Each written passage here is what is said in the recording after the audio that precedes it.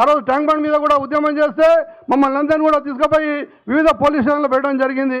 అంటే మా పాత్ర ఈ తెలంగాణలో ఉందని మేము తెలియజేసుకుంటూ, అదేవిధంగా తెలుగుదేశం పార్టీ కూడా ఖచ్చితంగా రేపు పునర్వైభవం తెచ్చే విధంగా, రేపు తెలంగాణలో కూడా మళ్ళీ మా జెండా ఎగరేసే విధంగా, మళ్ళీ మేము అధికారంలో వచ్చే విధంగా ప్రతి ఒక్కరం కూడా కష్టించి పనిచేసి ఈ తెలుగుదేశం పార్టీకి పునర్వైభవం తెస్తామని తెలియకుంటూ సెలవుకుంటున్నాను. జై తెలుగుదేశం, జై తెలంగాణ. ఈరోజు మనకందరికీ కూడా పండగ దినం. ఎందుకంటే తెలంగాణ సిద్ధించిన రోజు గత 12 సంవత్సరాలు క్రితం మనకు ఏదైతే తెలంగాణ వచ్చిందో ఆ పండగను ఇప్పటి వరకు కూడా మనం అందరం కూడా తెలుగుదేశం పార్టీ వాళ్ళందరం కూడా సెలబ్రేట్ చేసుకుంటూ ఈ రోజున తెలంగాణలో తెలుగుదేశం కోసం మనం అందరం కూడా ఇప్పటి వరకు కూడా అదే కృషి చేస్తూ ఉన్నాం. తెలంగాణలో మన పార్టీని ఎంత తొక్కేయాలని చూస్తున్నా కూడా పూర్వ వైభవం కోసం మనం ప్రతినిత్యం కృషి చేస్తూనే ఉన్నాం. కానీ ఈ రోజున స్వార్థపరులు కొంతమంది కొన్ని రకాల కుట్రలు చేస్తున్నా కూడా దాన్ని అంతా కూడా మనం తిప్పికొట్టగలుగుతాం. సో దానిలో ఎలాంటి ఇది లేదు. కానీ ఈరోజు తెలంగాణ వచ్చిన దానికి కొన్ని వందల మంది 1200 మంది అమరవీరుల త్యాగం మూలానే ఈరోజు తెలంగాణ సిద్ధించింది. కానీ ఆ విషయాన్ని ఒక కుటుంబం ఒకటే దాన్ని అది మేమే చేసాం మేమే తెచ్చామని చెప్పుకోవటం అనేది సిగ్గుచేటు. ఈ రోజున మనం అమరవీరులందరినీ కూడా గుర్తించుకుంటూ వాళ్ళకి జోహార్లు తెలియజేసుకుంటూ ఈ రోజు నాకు ఈ అవకాశం ఇచ్చిన వాళ్ళందరికీ కూడా నా ధన్యవాదాలు.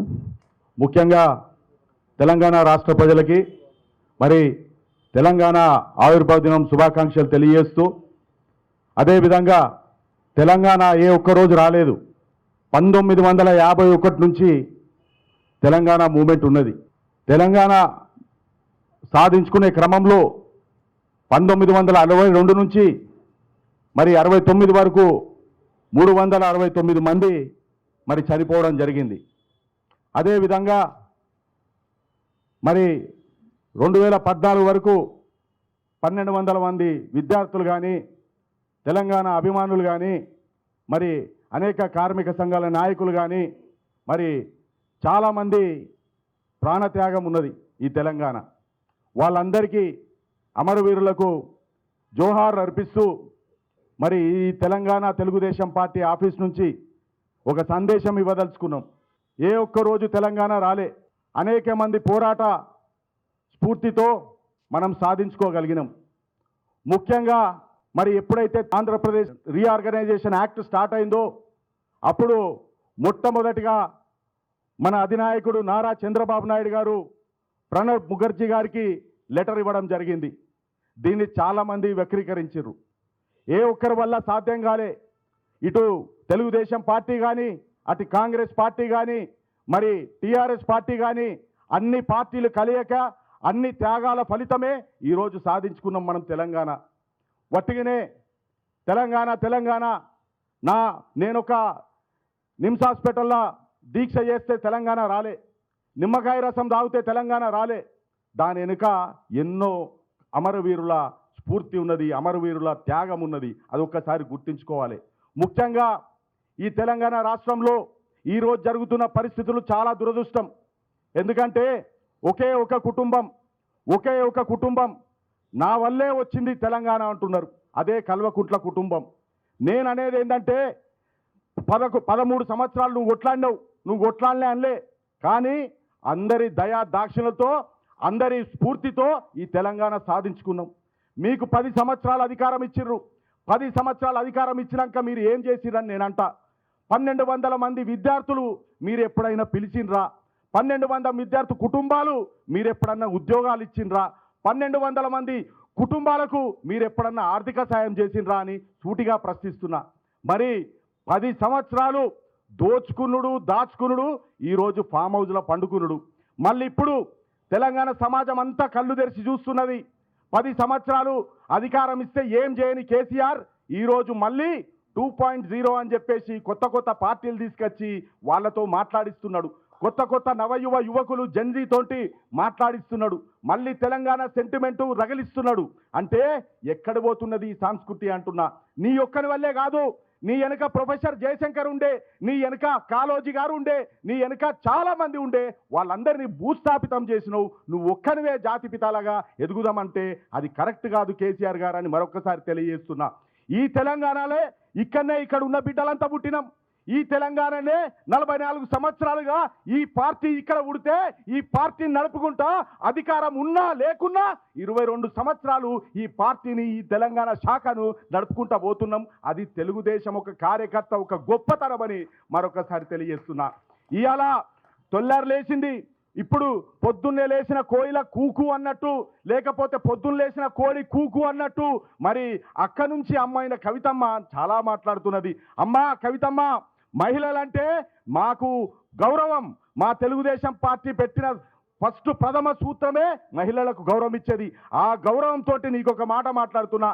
అమ్మా తల్లి కవితమ్మ, నువ్వు పార్టీ పెట్టుకో, 2.0 పెట్టుకో, 2.5 పెట్టుకో, 0.5 పెట్టుకో, మీ నాన్న ఎన్ని శాఖలు ఓపెన్ చేస్తే అన్ని శాఖలు ఓపెన్ చేసుకో. కానీ నిన్న నువ్వు మాట్లాడినవులే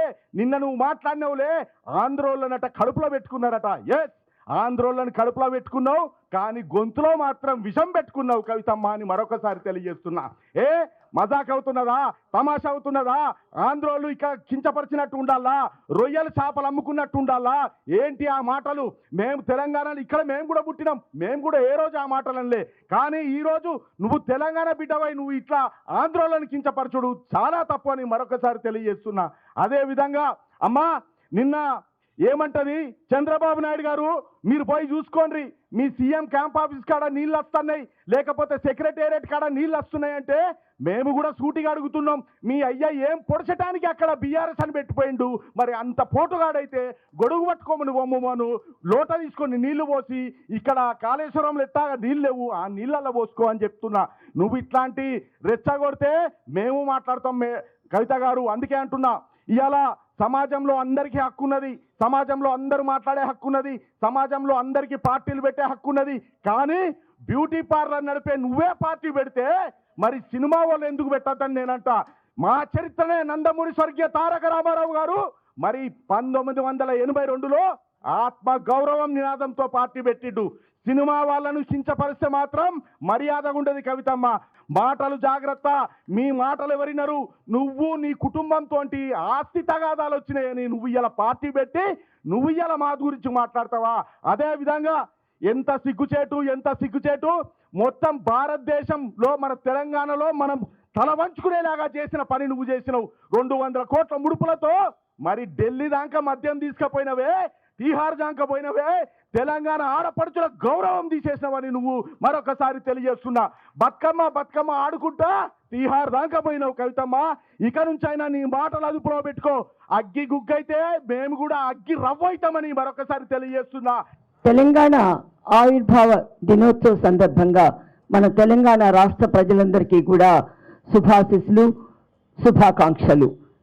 70 సంవత్సరాల త్యాగ ఫలితంగా, పోరాట ఫలితంగా ఆవిర్భవించినటువంటి మన తెలంగాణ ఇప్పటికి మనం దరిదాపు 12 సంవత్సరాల పైగా ఆవిర్భావ దినోత్సవ వేడుకను చేసుకుంటూ ఉన్నాం. ఏ కళలనైతే కన్నామో, ఏ స్వాతంత్రం కోసం అయితే పోరాడామో, ఏదైతే ఏ బానిసత్వాన్ని నుంచి విముక్తి కావాలని ఆకాంక్షించామో, కానీ ఆ స్వప్నం అంది కళ్ళలాగానే మిగిలిపోయింది. 12 సంవత్సరాలకు కూడా దారిద్ర్యం తగ్గలేదు, నిరుద్యోగం తగ్గలేదు, ఎక్కడ చూసినా కూడా ఇంకా బానిసత్వం అన్నది పోలేదు. ఆ రోజున కేవలం తెలంగాణ పోరాటమే కాకుండా మొట్టమొదటిసారిగా ఎన్టీ రామారావు గారు తెలంగాణలో బానిసత్వాన్ని పారదోలడం కోసం పటేల్ పట్వారీ వ్యవస్థను రద్దు చేస్తూ ఆత్మగౌరవ నినాదంతో ముందుకొచ్చిన ఈ తెలుగుదేశం పార్టీ ఎప్పుడూ తెలంగాణ అభివృద్ధికి తన వంతు పాత్ర పోషిస్తూ ఉంది. తెలంగాణ రాష్ట్ర ప్రజల ఆకాంక్షలను ముందుకు తీసుకువెళ్ళడానికి ముందుకు వస్తుంది. ఈరోజు మనం పునర్నిర్మాణం కోసం అందరం పోరాడాలి. తెలుగుదేశం ఎప్పటికీ ప్రజల గుండెల్లో మిగిలే ఉంది. ప్రజల పోరాటాల పక్కన తన యొక్క పాత్ర నిర్వర్తిస్తూ ఉంది. ఈరోజు పునర్నిర్మాణంలో ఒక స్వర్ణ తెలంగాణని సాధించుకోవడం కోసం తెలుగు ప్రజల ఎక్కడ ఉన్నా తెలుగు ప్రజల ఆకాంక్షలని ప్రతిఫలించుకోవడం కోసం మనమందరం పోరాడి మరలా శపథాన్ని తీసుకొని తెలంగాణ కోసం అవసరమైతే మన ప్రాణాలనైనా అర్పించి ఈ తెలంగాణ రాష్ట్ర అభివృద్ధి కోసం మనమందరం ముందుకు వెళ్ళాలని కోరుకుంటూ నాకు ఈ అవకాశం కల్పించిన ప్రతి ఒక్కరికి కృతజ్ఞతలు. జై తెలుగుదేశం, జై తెలంగాణ, జై చంద్రబాబు నాయుడు.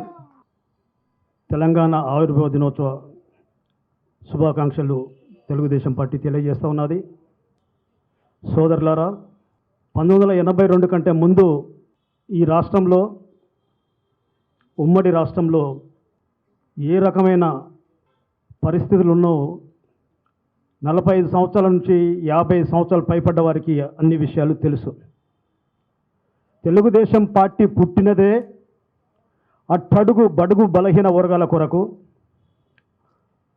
కూడు గూడు నీరు నినాదంతో అన్న ఎన్టీ రామారావు గారు పార్టీ పెట్టినారు.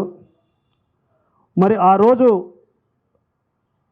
రెక్కలు ఆడినప్పటికి కూడా డొక్కలు ఆడే పరిస్థితి లేనప్పుడు అన్న ఎన్టీ రామారావు రావటము, మరి ఒక పక్క హరిజనులు, ఇంకో పక్క గిరిజనులు, బడుగు బలహీన వర్గాలు, మైనార్టీ సోదరులు అన్నో లక్ష్మణాన్ని అర్థనాదాలు చేస్తున్న తరుణంలో మరి అన్నగారు రావటము, వచ్చిన 9 నెలల్లో పార్టీ దిగ్విజయంగా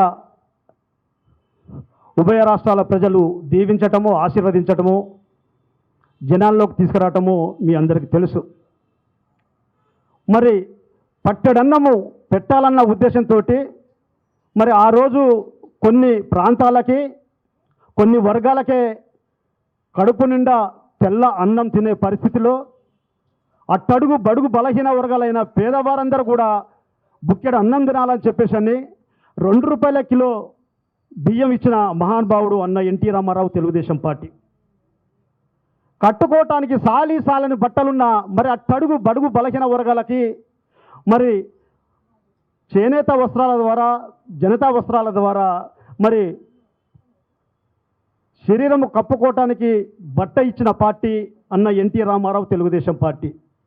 వానొస్తే వలవల, గాలొస్తే గలగల అంటున్న తరుణంలో మరి పూడి గుడిసెల్లో నివసిస్తున్న అతి పేదవారు ఎవరైతే ఉన్నారో పక్క గృహ నిర్మాణము కట్టించి మరి వారిని తృప్తిగా సంతృప్తిపరిచిన నాయకుడు అన్న ఎన్టీ రామారావు తెలుగుదేశం పార్టీ.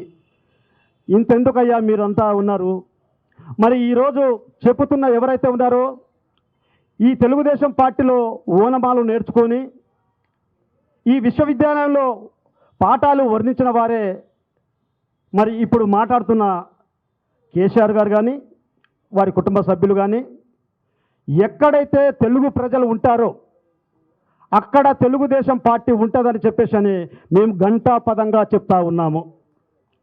ఈ రాష్ట్రానికి ముఖ్యంగా అన్న ఎన్టీ రామారావు వచ్చిన తర్వాత ఈ రాష్ట్ర ప్రజలారా, మరి నా ఎస్సీలారా, ఎస్టీలారా, బీసీలారా, మైనార్టీలారా, అగ్ర కులాల్లో ఉన్న అతి పేదవారు మీరు కూడా ఆలోచన చేయాల్సిన పరిస్థితి ఆసన్నమైందని చెప్పేసి అని తెలియజేస్తూ ఉన్నాము. ముఖ్యంగా తెలుగుదేశం ఉన్నప్పుడు లేనప్పుడు ఈ రాష్ట్రంలో ఈ రాష్ట్ర పరిస్థితి ఏ విధంగా ఉందో మనందరికీ తెలిసిన విషయం కాబట్టి మరొక్కసారి తెలంగాణలో ఉన్న శ్రేణులందరూ, జనాలందరూ, అన్ని పార్టీల నాయకులు ఆలోచించి మరి కింది స్థాయి నుంచి అట్టడుగు బడుగు బలహీన వర్గాలను కూడా తెలుగుదేశం కావాలి, రావాలి రావాలి అని చెప్తున్న తరుణంలో మరి మీరందరూ కూడా ఆశీర్వదించాలని చెప్పేసి అని, దీవించాలని చెప్పేసి అని మరొకసారి కోరుకుంటూ తెలంగాణ ఆవిర్భావ దినోత్సవం సందర్భంగా తెలంగాణ తెలుగుదేశం పార్టీ ఆఫీస్లో జరుగుతున్నటువంటి ఈ కార్యక్రమానికి విచ్చేసినటువంటి పెద్దలందరికీ నా నమస్కారాలు. మాది తెలంగాణ జాతి, మా నరనరమున నీతి, మా బతుకంతా కొట్లాట నిత్యం, మాకెవరూ లేరు సాటి. నీతి ఉన్నది కాబట్టే తెలంగాణకు నిజమైనటువంటి స్వాతంత్రం తీసుకొచ్చినటువంటి తెలుగుదేశం పార్టీని గుండెల్లో పెట్టుకొని ఇవాళ రోజున మనం కాపాడుకుంటున్నాం. మనం తెలంగాణ బిడ్డలం కాబట్టే మన బతుకు ఎంత కొట్లాటైనా సరే ప్రజల కోసం నిత్యం మనం కొట్లాడుతూనే ఉన్నాం. తెలంగాణ శ్రేణులందరికీ కూడా, కార్యకర్తలందరికీ, నాయకులందరికీ ఒక్కటే విజ్ఞప్తి, తెలంగాణ సెంటిమెంట్ని రెచ్చగొడదామని మళ్ళీ ఏదో సాధిద్దామని అనుకునేటువంటి వాళ్ళని పట్టించుకోకండి. రోడ్డు మీద పోతుంటే 100 మంది మాట్లాడతారు. మనకు కావాల్సింది ప్రజల మంచి. 60 ఏండ్ల తండ్లాట ఇది. కోట్ల మంది ప్రజల ఆకాంక్ష తెలంగాణ. ఈ తెలంగాణని నిత్యం మన గుండెల్లో పెట్టుకొని మనం ముందరకు తీసుకుపోవాలి.